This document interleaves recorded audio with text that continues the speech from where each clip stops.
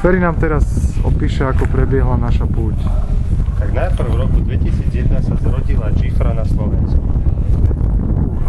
Potom sme museli 1. januára doraziť do bodu 2012, aby sa vlastne tento tábor mohol uskutočniť.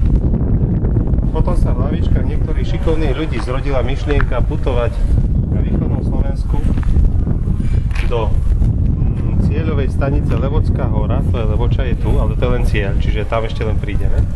No a výhodné štartovisko sa nám zdalo mestečko Podolinec, to je tu.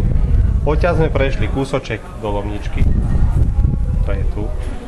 Odtiaľ z Lomničky sme prešli do Vrbového, to je tu, trošku skáčeme, ale diváci to stíhajú sledovať, dúfam, do Vrbova.